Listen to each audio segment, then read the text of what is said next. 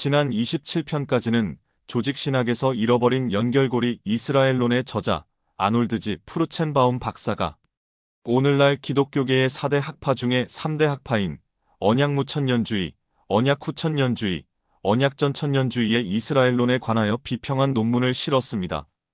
이제 28편부터는 4대 학파 중에 세대주의의 이스라엘론에 관한 아놀드 박사의 논문 내용을 제시할 것입니다.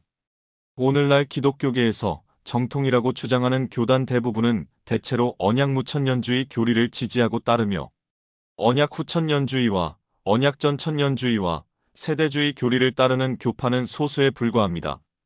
교회와 이스라엘이 동일하다는 전제로 세워진 은혜언약을 기반으로 하는 언약신학의 3대 학파는 장차 지상 재림하실 메시아께서 이스라엘과 함께 1000년간 통치할 왕국이 계시된 요한계시록의 예언을 영적으로, 우화적으로 해석하여 이스라엘 민족과 국가를 약화시켰습니다. 성경 주석에서 이스라엘론을 약화시키거나 제외하면 올바른 성경 지식을 얻을 수 없습니다. 교회 신자들은 이스라엘론에 관한 지식이 부족하면 성경의 참된 진리의 말씀을 믿는 믿음에 이르지 못할 수 있습니다. 성경에 관하여 정의한다면 창조자 하나님과 하나님의 택함을 받은 백성, 즉 아브라함과 이삭과 야곱의 육체의 자손인 이스라엘 유대인과 맺은 언약, 즉 아브라함의 언약, 팔레스타인 언약, 모세의 언약, 다윗의 언약, 새 언약이 세계 역사에서 성취되는 연대기를 예언한 문서입니다. 새 언약은 하나님께서 아브라함과 맺은 약속들이 점진적으로 이스라엘의 유대인, 그리고 이방인에게까지 확대된 언약입니다. 우리는 지금 새 언약의 성취가 임박한 시대, 즉 천년왕국 예언의 성취가 임박한 시대를 살고 있습니다. 아놀드 박사는 세대주의의 이스라엘론에서 아브라함의 언약이 팔레스타인 언약, 모세의 언약, 다윗의 언약, 새 언약으로 점진적으로 확대되고 성취되는 과정의 연대기를 보여줍니다. 특히 택함을 받은 유대인의 독특함을 보여줍니다. 그리고 새 언약에서 교회를 구성하는 신자들, 즉 영적인 축복을 받아 구원받은 이방인 신자와 영적 이스라엘, 갈라디아서 6장 16절이라고 하는 구원받은 유대인 신자를 모두 동일시하지 않고 명확하게 구별합니다. 1948년 5월 14일, 약 2000년 전 로마 제국에 의해 멸망한 이스라엘이 약속의 땅, 팔레스타인에서 국가를 재건한 것은 결코 역사의 우연이 아닙니다.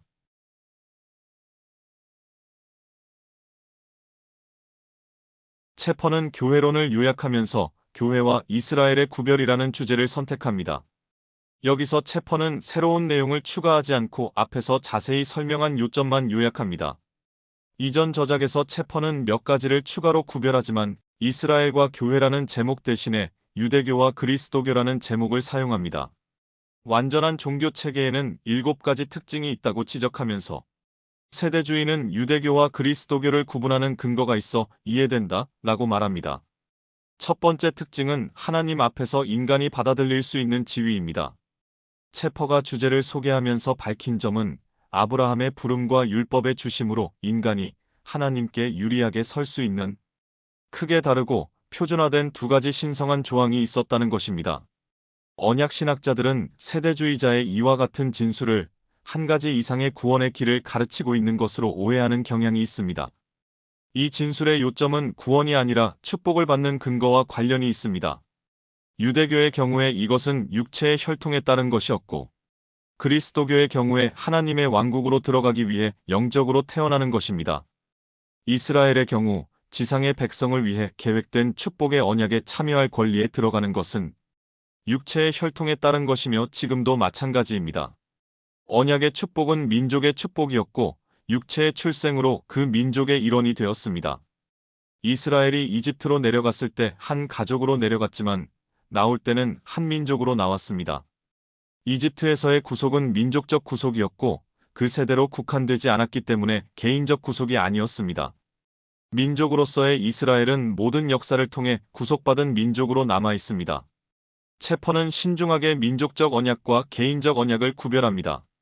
하나님께서 택하신 민족과 맺은 언약은 민족적 언약이고 그 민족의 개인과 맺은 언약은 전혀 다른 언약이기 때문입니다. 민족적으로 택함을 받았다는 것은 이스라엘 민족이 과거에도 보존되었고 앞으로도 영원히 보존된다는 것을 보장하는 것입니다. 하지만 이스라엘 개인은 정해지고 규정된 행위의 대상이었고 위반하면 개인의 심판을 받게 되었습니다. 육체적 출생은 이스라엘 개개인의 민족적인 지위를 보장해 주었지만 그 자체가 영적 지위까지 보장하는 것은 아니었습니다. 영적 지위는 믿음에 근거하기 때문입니다. 이스라엘 사람이라고 해서 모두 믿음을 행사한 것은 아니었고 행사한 일부는 민족의 다른 사람보다 더 개인적인 축복을 받았습니다. 두 번째 특징은 하나님께서 규정하신 삶의 방식입니다. 체퍼는 시작하면서 성경은 인간의 행위를 다스리는 세 가지 뚜렷하고 완전한 하나님의 규율을 자세히 명시하고 있다라고 말합니다. 천사나 이방인을 대상으로 한 것은 없습니다. 이 중에 두 가지는 이스라엘과 교회에 대한 것입니다. 이스라엘을 위한 두 가지 중 하나는 과거의 모세 율법이고 다른 하나는 미래의 왕국 율법입니다. 교회를 위한 율법은 그리스도 예수 안에서 이미 온전해진 하늘의 백성을 위해 현재 유효합니다. 체퍼는 삶의 세 가지 규율은 매우 다른 경륜을 나타낸다라고 지적합니다. 이것은 그리스도의 죽음으로 모세의 율법이 종식되었기 때문에 그리스도의 죽음 이후에는 상황이 이전과 같을 수 없었기 때문에 필요했었습니다. 이스라엘이 다시 모이고 유대교가 회복되고 그리스도의 온 땅에 대한 통치가 시작되는 재림 이후에도 상황이 이전과 동일하게 유지될 수 없습니다. 체퍼는 모세의 율법이 결코 칭의의 수단이 아니었고 그럴 수도 없었다라면서 모세의 율법이 칭의의 수단이라는 믿음을 거부합니다. 언약 신학자들은 모세의 율법이 구원의 수단이라는 가르침을 항상 거부해온 세대주의자들의 이러한 분명한 진술을 무시하는 것을 멈춰야 합니다. 삶의 세 가지 규율을 모두 설명한 후 체퍼는 세 가지 체계가 상충되고 반대되는 원칙을 설정하고 있으며 언약 신학이 종종 하는 것처럼 갈등이 실제로 존재하지 않는다라고 부인하는 것은 쓸모가 없다고 말합니다. 세대주의는 모든 성경이 모든 계층의 인류를 동시에 언급하는 것이 아니기 때문에 세대주의자의 해석 계획이 이러한 구분을 따르는 것은 단지 일관성을 유지하려고 하는 것뿐이다 라고 인정합니다. 물론 모든 성경에서 2차적 적용으로 배울 수 있는 도덕적, 영적 교훈이 있지만 이것은 이스라엘에 주어진 성경의 1차적 적용을 교회에 강요하려는 것과는 다릅니다. 세 번째 특징은 하나님께서 정하신 예배입니다. 하나님께 드리는 예배는 참된 종교의 필수 요소이다. 유대교의 경우에 예배는 성막과 성전 의식을 유지하는 것으로 구성되어 있고 11조와 제물은 제사장의 직분과 사역을 지원하는 데 사용되었다. 그리스도교의 경우에 예배는 모든 피조물의 복음을 전하는 사명을 가지고 바깥으로 향하며 성도들의 서로 만남을 포함한다. 네 번째 특징은 용서와 정결함이 근거가 된 의로움입니다. 간단히 말해서 이스라엘을 위한 용서의 근거는 어린 양이 때가 되면 충분한 희생을 치를 것이라는 하나님의 확신이었습니다. 교회에 있어서 그 근거는 그리스도께서 이미 희생제물로 죽었다는 사실입니다. 다섯 번째 특징은 하나님의 용서와 정결함을 받기 위한 인간의 책임에 대한 계시입니다. 이스라엘이 용서와 정결함을 받기 위한 인간의 책임은 희생제도였습니다. 희생제의 목적은 언약에 포함된 축복과 관계를 회복하기 위한 것이었고 언약 안으로 들어가기 위한 근거가 아니었습니다. 육체의 출생에 따라 이미 보증되어 있었기 때문입니다. 희생제는 개인 구원의 근거도 아니었습니다. 대신에 이스라엘을 위한 희생제는 언약 백성이 용서받고 회복하기 위한 근거를 제공하는 역할을 했습니다. 교회 성도가 용서와 정결함을 받기 위한 인간의 책임은 죄의 고백, 즉 내적 회개의 외적 표현입니다. 다시 말하면 마음으로 죄를 회개하고 입으로 시인하는 것입니다. 여섯 번째 특징은 예배와 기도의 효과적인 기준입니다. 이 제목 아래서 구약성경 성도들이 기도하며 간청한 근거는 언약이었음을 말하고 있다. 기록된 기도문을 연구하면 여호와께서 약속하신 것을 지키고 행해 달라고 간청했다는 사실을 알 수 있다. 그리스도의 죽음과 부활과 승천과 성령 강림 이후 신약 성경에서 기도의 근거가 된 하나님께 다가가는 새로운 방식이 그리스도의 이름에 있다는 것이다. 일곱 번째 특징은 미래의 소망입니다. 체퍼는 이 일곱 번째 특징을 매우 상세하게 설명합니다. 자신의 주제를 요약하여 소개하면서 이스라엘은 영원한 언약과 약속으로 영원까지 이어지는 종말론을 가지고 있다 라고 말합니다. 교회와의 관계에서 그리스도교는 모든 점에서 다른 종말론을 가지고 있다 라고 명시합니다. 그러나 각각의 종말론에는 분명한 차이가 있지만 많은 부분에서 종말론이 동일하기 때문에 모든 점에서 다르다고 말하는 것은 과장된 것입니다. 그런 다음 체퍼는 계속해서 5가지 영역에서 대조를 보여주는데 그 중에 첫 번째가 이생의 미래입니다. 이스라엘의 경우에 미래는 약속의 땅에서 영원히 산다는 약속이었습니다. 교회의 경우에는 땅에 대한 약속이나 개인적인 필요를 넘어서는 지상의 것에 대한 약속이 없었습니다. 신자의 소망은 그리스도가 땅에서 자신의 교회를 데려가기 위해 오실 재림이 임박해 있다는 것입니다. 두 번째 영역은 죽음과 부활 사이의 상태를 의미하는 중간 상태입니다. 이스라엘의 개인에 관하여 말하자면 신자는 아브라함의 품으로 갔지만 불신자는 고통의 장소로 갔습니다. 교회의 경우 이 세상을 떠날 때 그리스도와 함께 가는데 이는 훨씬 더 좋은 곳입니다. 세 번째 영역은 부활입니다. 구약 성경은 이스라엘에 대한 부활을 분명히 약속했습니다. 신자는 메시아의 왕국으로 입성하기 전에 영원한 생명으로 부활해서 상급을 받을 것입니다. 이스라엘에 믿지 않는 자들은 영원한 경멸로 부활할 것입니다. 교회의 성도에 관하여 말하자면 부활의 교리에 2가지 측면이 있습니다. 첫째, 위치적으로 볼 때 그리스도와 함께 부활했고 이미 그리스도의 부활 생명에 참여한 것으로 간주됩니다. 둘째, 결국 육체적으로 죽지만 그리스도의 재림 시에 부활하여 충실한 섬김에 대한 상급을 받을 것입니다. 네 번째 영역은 영원한 생명입니다. 구약 성경 성도들이 하나님과 올바르고 수용 가능한 관계에 있었다라는 데는 의문이 여지가 없지만 언약 신학에서 종종 주장하는 대로 신약 성경 성도와 같을 수는 없습니다. 갈라디아서 3장 13절이 명확히 밝히고 있듯이 그리스도께서 오심으로 분명히 변화가 일어났고 관계도 바뀌었습니다. 이스라엘의 관계에 관하여 체퍼는 옛 경륜에서 이스라엘의 지위와 관련하여 4가지를 지적합니다.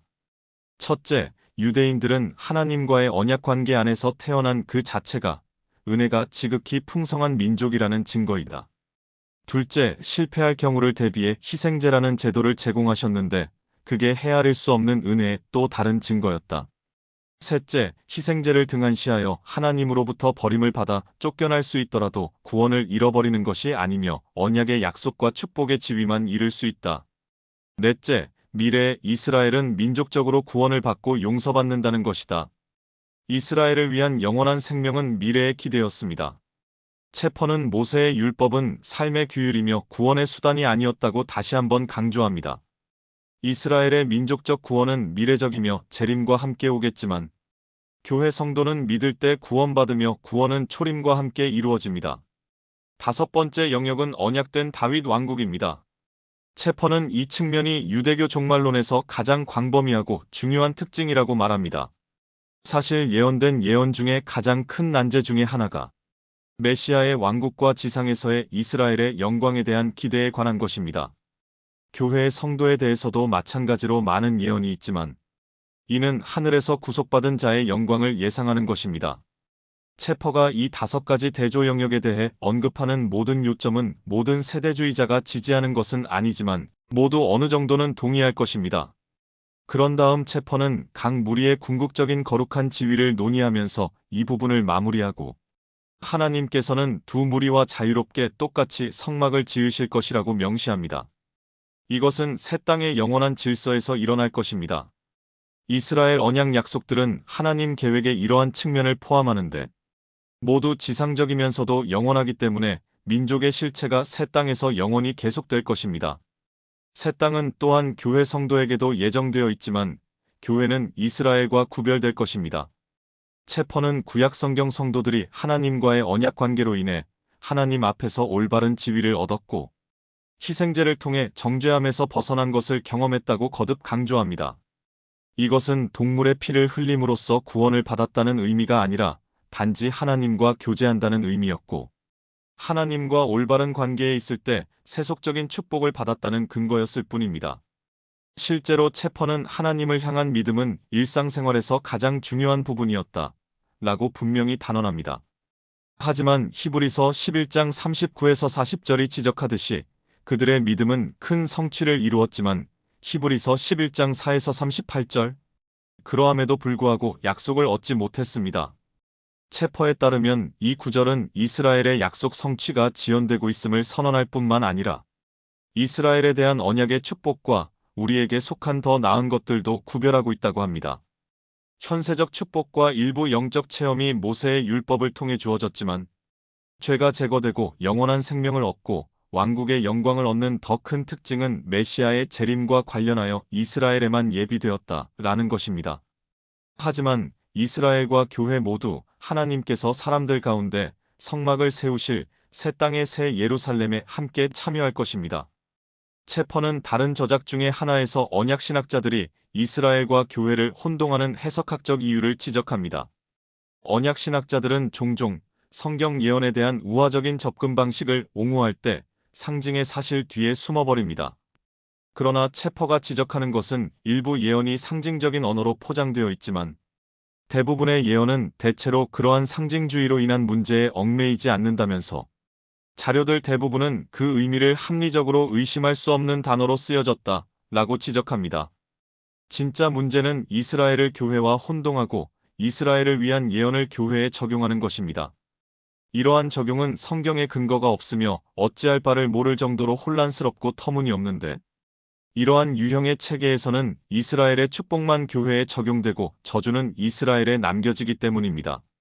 성경에서 왕국 계획에 대해 가르치는 내용을 완전히 이해하기 위해서는 있는 그대로의 단어를 분명히 있는 그대로의 의미로 받아들여야 합니다. 즉, 이스라엘이 교회가 아니고 시온은 이 경륜의 성도의 무리가 아니고 다윗의 보좌는 천국이 아니고 이스라엘 땅은 낙원이 아니며 야곱의 집은 이방인 신자들을 상징하지 않는다는 의미입니다. 이러한 개념을 버리지 않으면 왕국에 대한 매우 잘못된 개념에 이르게 됩니다. 이후 장의 제목은 그의 몸인 교회이며 체퍼는 이스라엘과 교회를 구별하는 데 주의를 기울입니다. 세대주의에서 이 시대의 목적은 이방인 가운데서 하나님의 이름을 위하여 백성을 뽑아내는 것이고 이 이방인들은 유대인 신자들과 함께 교회를 구성한다고 주장합니다. 그 백성이 신비왕국의 일부를 형성하고 교회가 그리스도와 공동 통치자로 그 왕국에 참여하지만 이스라엘의 메시아의 지상 왕국과는 다릅니다. 이스라엘 왕국의 회복에 관하여 물었을 때 그리스도께서 그러한 믿음을 버리라고 하지 않으셨습니다. 그러한 왕국은 절대 존재하지 않을 것이라고 말씀하지 않으셨습니다. 그러한 왕국은 완전히 영적이라거나 모든 민족을 영적으로 정복하여 합쳐질 것이라고 말씀하지 않으셨습니다. 그리스도께서 말씀하신 것은 때와 시기가 그들에게 알려지지 않았다는 것입니다. 그리스도께서 하신 말씀을 그대로 읽으면 하나님의 모든 약속은 여전히 이스라엘에 온전하지만 메시아의 왕국이 세워질 시기는 알 수 있는 것이 아니라는 것이 분명하게 함축되어 있습니다. 지금 그들의 관심사는 하늘 백성을 불러내는 새로운 복음 시대의 사역입니다. 이 목적은 사도행전 15장의 예루살렘 공의회에서 명시적으로 선언했습니다. 예루살렘에서 모태 교회 이전의 쟁점은 모세 율법에 따라 의무적으로 받아야 하는 할례와 이방인 신자들과의 관계였습니다. 교회가 유대교 제도를 고려하지 않았다는 것이 명백해졌습니다. 공의회에서 야고보는 이 시대에 하나님의 새로운 목적은 이방인 가운데서 하나님의 이름을 위하여 백성을 뽑아내는 것이라고 선언했습니다. 이어서 메시아가 재림하여 다윗의 질서를 다시 세우고 메시아의 왕국을 세우는 것이라고 선언했습니다. 체퍼는 이러한 부르심을 받은 자들을 사도행전 2장에 나오는 오순절에 세워진 교회라고 규정합니다. 교회는 심지어 복음 시대에도 존재하지 않았다는 것은 그리스도께서 처음 교회를 언급하셨을 때 여전히 미래의 일이었다는 사실에서 분명합니다. 교회의 헬라어 단어의 기본 의미는 사람들의 모임 또는 집회입니다. 사도행전 7장 38절에서 이스라엘의 집회라고 사용한 사실이 사도행전 19장 29절에서 이교도들의 집회라고 같은 단어를 사용했다고 해서 믿지 않는 이교도들이 교회라는 것을 입증하는 것이 아닌 것과 같이 교회가 이스라엘이라는 것을 증명하는 것이 아닙니다. 교회라는 단어는 주로 오순절 이후 모든 세대에서 거듭난 사람들에게 사용하고 그 이후에야 비로소 이 사람들만 한 몸으로 침례를 받고 성령의 잔을 마셨기 때문입니다. 이 몸을 형성하는 것이야말로 이 은혜의 시대에 하나님의 주된 목적인 것입니다. 바울은 교회의 개념에 대해 상세히 설명하면서 교회는 하나님의 비밀이며 다른 시대에는 알려지지 않은 신비한 측면이 있다고 지적합니다. 신비한 측면은 이방인의 구원이 아닙니다. 왜냐하면 구약 성경에 게시되어 있었기 때문입니다. 게시되지 않았던 것은 유대인과 이방인 신자들이 한 몸인 교회로 연합되어 이방인이 유대인과 한 몸으로 같은 상속자가 되어 유대인의 영적 축복에 참여하는 자가 되었다는 것입니다. 다시 말하지만 모든 세대주의자가 이스라엘과 교회를 구별하지만 모두가 이스라엘의 언약과 운명은 모두 땅에 속해 있는 것이고 반면에 교회의 것은 모두 하늘에 속해 있다고 말하는 것은 아닙니다. 라일리는 교회라는 그리스어 단어 의미에 대해 다음과 같이 설명합니다. 그리스어 단어 에클레시아는 집회를 의미하며 종교적 의미가 아니라 정치적 의미로 사용되었다. 사람들을 가리키는 것이 아니라 모임을 가리키는 것이다. 다른 말로 하면 사람들이 공식적으로 모이지 않았을 때는 에클레시아라고 부르지 않았다. 이 단어는 신약 성경에서 이와 같은 세속적인 그리스어 방식으로 2번 사용되었다. 사도행전 19장 32절, 41절. 이 그리스어 단어가 신약 성경에서 사용되면 기본적인 세속적 의미에 훨씬 더 풍부하고 완전한 측면이 더해진다.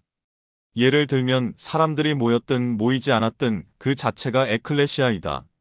그러함에도 불구하고 신약 성경에서 사용된 이 단어는 여전히 집회라는 기본적 의미를 지니고 있으며 부르심을 받은이라는 이 단어는 부르심과 부르심을 받음이라는 두 부분으로 분리된 것을 근거로 백성이라는 신학적 의미를 지니고 있지 않다. 이 단어를 어원에 근거하여 번역하라면 부르심이 아니라 함께 부르심이라고 번역해야 한다. 그런 다음 라일리는 신약 성경에서 이 단어가 사용되는 4가지 방식을 논의합니다. 첫째, 이교도 집회 즉 정치적 특권을 행사하기 위해 모인 이교도들로 구성된 무리를 가리킬 때 사용된다. 이는 이 용어의 고전적 용법과 동일합니다. 둘째, 모세를 통해 하나님의 율법을 받기 위해 모인 이스라엘 백성이라는 의미로 사용된다. 영적으로 이 무리는 신자와 불신자로 구성되어 있었다. 모두 택함을 받은 민족에 속해 있었으나 이것만으로 각 개인의 영적 구원이 보장되지 않았다. 이것은 70인역에 나오는 단어의 용법과 동일합니다. 셋째, 이 단어는 하늘과 땅의 모든 신자만으로 구성된 보편적 교회에 사용된다. 그 존재 이유는 사도행전 2장부터 시작된 성령의 침례 사역입니다. 넷째, 그리스도를 구세주로 영접했다고 공언한 신자들로 구성된 지역 교회에 사용된다. 하지만 그들 중 구원을 받지 못한 사람도 있을 수 있습니다. 이 유형에는 불신자가 포함될 수 있습니다. 라일리는 다음에 교회와 이스라엘과의 관계에 대해 논의합니다. 이스라엘과 교회가 구별되는 중요한 증거 중에 하나가 시기입니다. 교회는 오순절이 되어서야 시작되었기 때문에 분명히 구약 성경 시대에는 존재하지 않았습니다. 그런 다음 라일리는 그 구별이 신약 성경에서도 계속되었다는 3가지 증거를 제시합니다. 선천적 이스라엘과 이방인들은 교회가 분명하게 세워진 후에 여러 번 대조됩니다. 라일리는 이것이 사실이라는 것을 보여주기 위해 사도행전에서 몇 가지 예를 인용합니다. 둘째, 라일리는 고린도전서 10장 32절을 인용하면서 인류를 세 부류, 즉 유대인, 이방인, 교회로 구별합니다.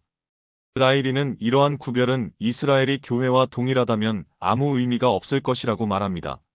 셋째, 라일리가 인용한 갈라디아서 6장 16절은 여러 번 보여주었듯이 모든 언약신학자가 교회가 이스라엘 또는 새 이스라엘이라는 증거로 인용하는 유일한 구절입니다.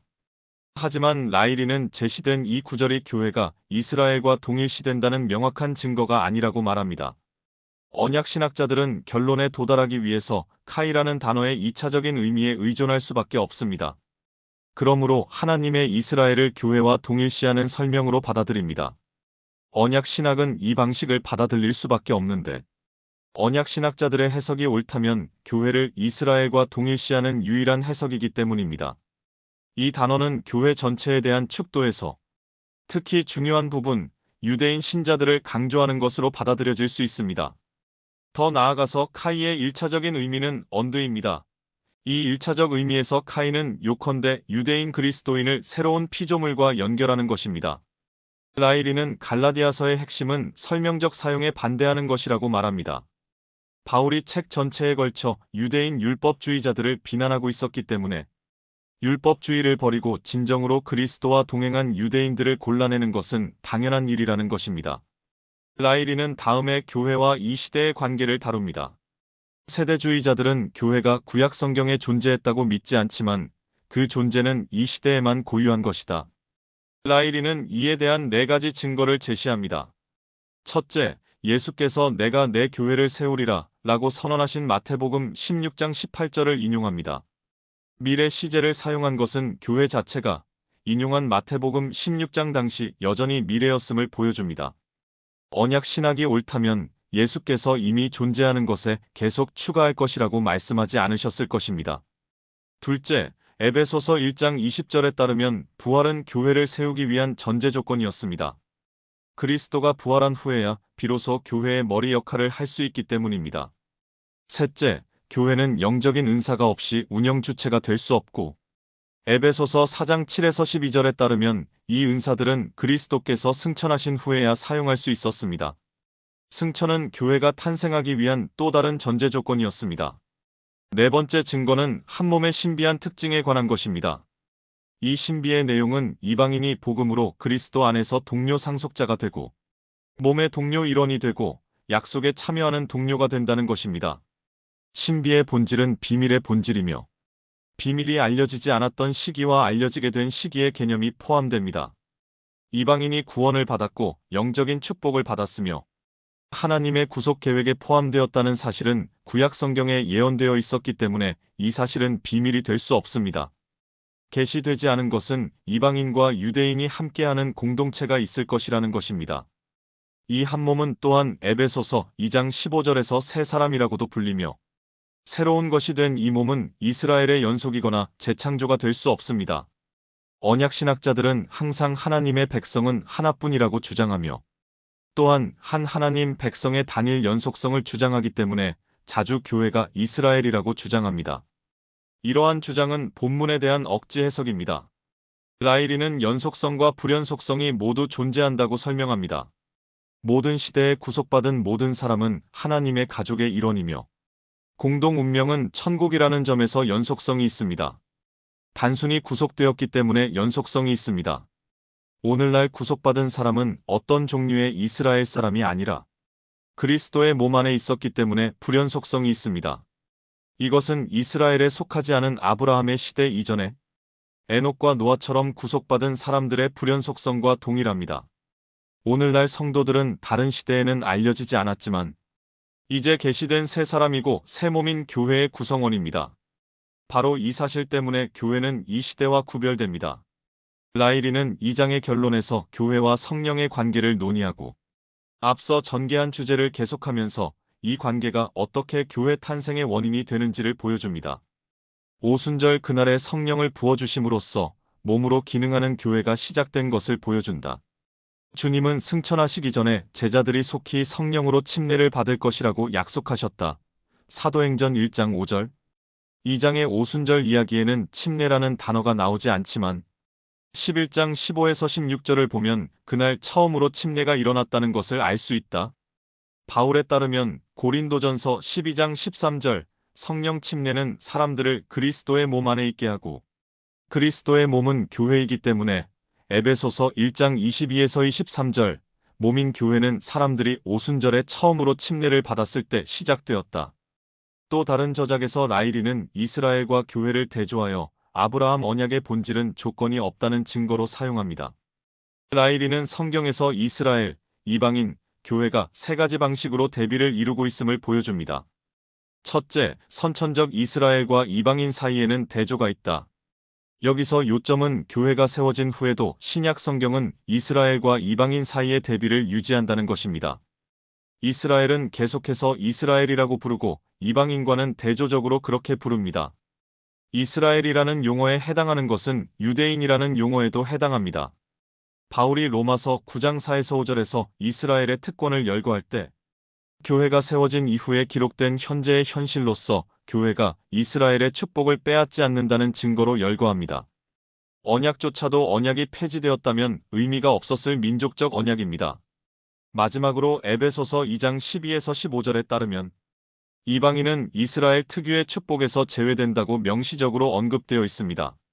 믿는 이방인은 이스라엘의 축복으로 들어왔다 라고 말하지 않습니다. 오히려 이방인은 이방인으로 남아있고 믿는 유대인과 함께 그리스도 예수 안에서 새 사람이 되었습니다. 둘째, 선천적 이스라엘과 교회 사이에는 대조가 있다. 여기서 요점은 교회가 세워진 후에도 신약 성경은 이스라엘과 교회 사이의 대비를 유지한다는 것입니다. 라일리는 이를 세 가지 방식으로 설명합니다.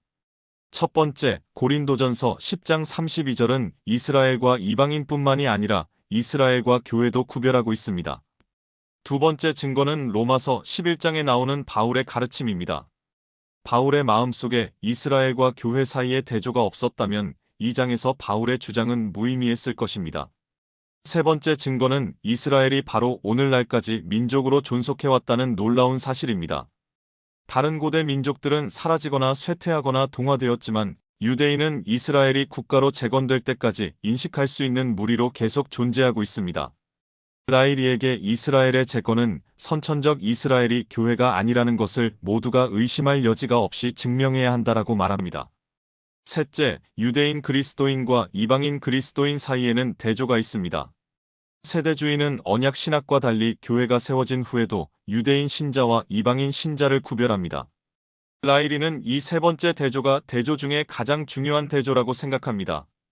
그런 다음 라일리는 언약 신학자들이 교회가 이스라엘임을 증명하기 위해 자주 사용하는 두 가지 핵심 구절을 다룹니다. 라일리는 실제로는 그 반대가 사실이라는 것을 보여줍니다. 첫 번째 구절은 로마서 9장 6절입니다. 이전 장에서 살펴본 바와 같이 언약 신학자들은 이 구절의 의미에 대해 의견이 분분합니다. 다수파는 이 구절이 교회에 대해 말하는 것이라고 이해하지만 소수파는 믿는 유대인과 믿지 않는 유대인을 구별하는 것으로 봅니다. 라일리가 동의하는 것은 후자입니다. 문자 그대로 받아들이면 이스라엘과 교회 사이의 대조가 아니라 남은 자와 남은 자가 아닌 자 사이의 대조이기 때문입니다. 라일리는 이 구절에 대해 영적 이스라엘, 즉 교회만이 약속을 상속받는 자들이며 이스라엘의 남은 자는 배제된다고 해석하는 것을 거부합니다. 이것이 대다수 언약 신학자의 견해입니다. 반대로 라일리는 이 본문은 이방인 그리스도인들이 결코 이스라엘의 명칭에 포함되지 않는다는 사실을 뒷받침한다 라고 지적합니다. 그러므로 이 구절의 대조는 믿는 유대인과 믿지 않는 유대인 사이의 대조이며 육체에 따라 이스라엘에 속한 약속과 믿음으로 그 안에 들어가는 이스라엘 사람에게 속한 약속 사이의 대조입니다. 이러한 영적 약속은 또한 믿음으로 아브라함의 자손이 되는 이방인 신자에게도 속합니다. 라일리는 마무리하면서 이 구절은 이스라엘과 교회의 관계에 관해서는 아무것도 암시하지 않는다고 말합니다. 대신에 믿는 이스라엘 사람들과 믿지 않는 이스라엘 사람들이 현재 받는 축복에 대해 분명하게 구별하고 있습니다. 두 무리 모두 유대인 또는 진정한 이스라엘 사람으로 남아있지만 그리스도를 대하는 태도에 따라 차이가 있습니다. 이것이 의미하는 것은 믿는 유대인은 이 시대의 교회의 모든 축복을 누리고 있는 반면에 믿지 않는 유대인은 그렇지 않다는 것입니다. 라일리는 이 구절은 어떤 방식으로든 이방인 그리스도인을 이스라엘이라고 부르는 것을 증명하지 못한다 라고 결론을 내립니다. 오히려 이 구절은 교회 시대의 유대인 신자들은 그리스도의 몸 안에 있는 별개의 무리라는 것을 증명하고 있습니다. 두 번째 구절은 갈라디아서 6장 15에서 16절로 모든 언약 신학자가 교회가 이스라엘이라고 가르칠 때 사용하는 구절입니다. 사실 이 구절은 언약 신학자들이 교회는 이스라엘이라는 등식을 증명하기 위해 사용해야 하는 유일한 구절입니다. 그러나 본문은 하나님의 이스라엘이 교회라고 가르칠까요? 라일리는 이 구절에서 유대인 신자와 이방인 신자를 구별하고 있는 것을 보여줍니다.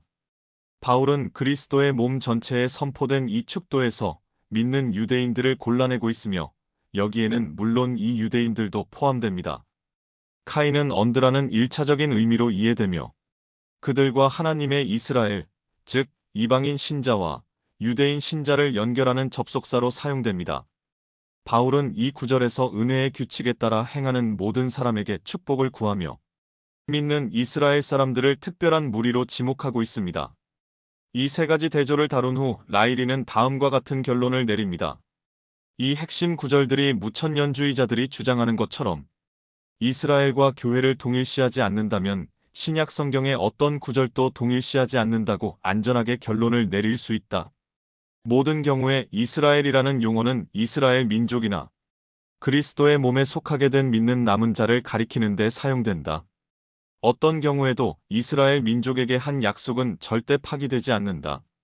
이러한 세 가지 대조를 통해 선천적 이스라엘과 이방인, 선천적 이스라엘과 교회, 영적 이스라엘과 이방인 모두를 성경에서 교회라고 지칭한 적이 없음을 분명하게 보여준다.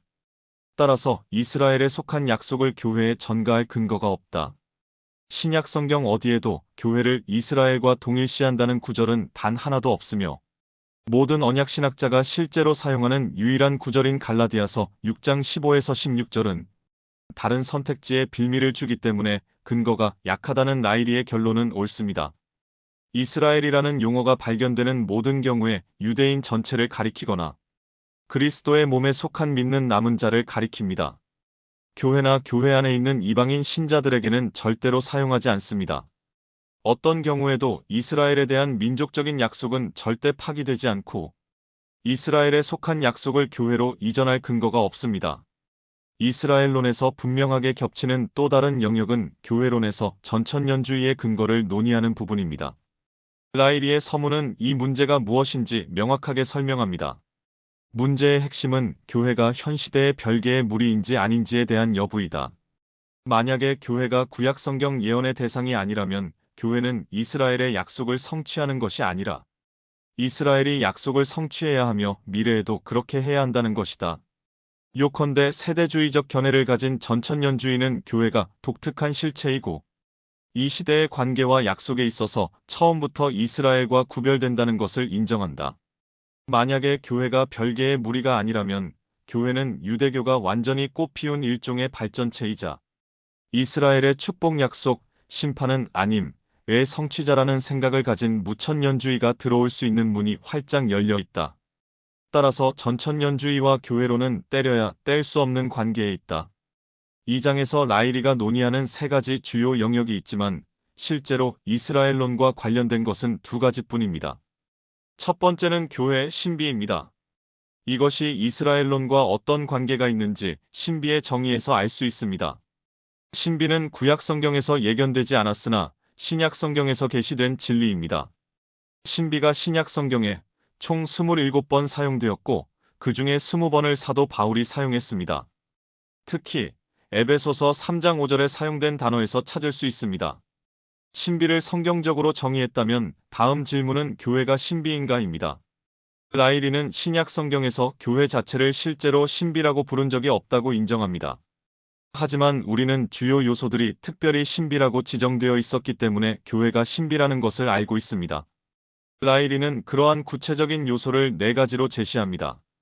첫 번째는 에베소서 3장 1에서 12절에서 유대인과 이방인 신자들이 한 몸으로 연합하여 신비라고 부르는 하나의 세 사람을 이룬다는 몸의 개념입니다. 교회는 세 사람이며 변모한 이스라엘이 아닙니다.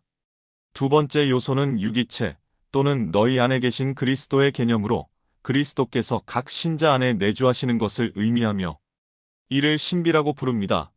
골로새서 1장 24에서 27절, 2장 10에서 19절, 3장 4절, 11절. 세 번째는 신부의 신비이며 교회가 그리스도의 신부, 에베소서 5장 22에서 32절 라는 의미입니다. 네 번째는 휴거이며 살아있는 성도들이 옮겨진다는 개념으로 고린도전서 15장 51에서 52절에서 신비라고 부릅니다. 이 네 가지 신비에 근거하여 라이리는 교회의 근본적인 특징을 신비라고 부르기 때문에 교회 자체가 신비, 즉 구약 성경에서는 예견되지 않았고 신약 성경에만 계시되었다라고 결론을 내립니다. 두 번째 영역은 이 시대에 구별된 성도들의 몸인 교회로 라이리는 다음과 같이 논평합니다. 이 장의 논증에서 마지막 명제는 교회가 이 시대에 구별된 성도의 몸인지에 대한 여부를 고찰하는 것이다. 이러한 사실은 이미 지적된 바 있다. 2일, 교회는 어떤 의미에서도 이스라엘에 대한 약속을 성취하고 있지 않다. 2. 신약 성경에 사용된 교회라는 단어는 구원받지 못한 이스라엘 사람을 포함하지 않는다. 3. 교회는 이스라엘을 위한 하나님의 계획에서 볼 수 없다. 중간 단계이다. 4. 교회는 구약 성경에 전혀 계시되지 않았고 이제 신약 성경에 계시되었다는 의미에서 신비이다. 5. 교회는 오순절까지 시작되지 않았고 그리스도의 재림에 앞선 휴거 때 이 세상에서 제거될 것이다.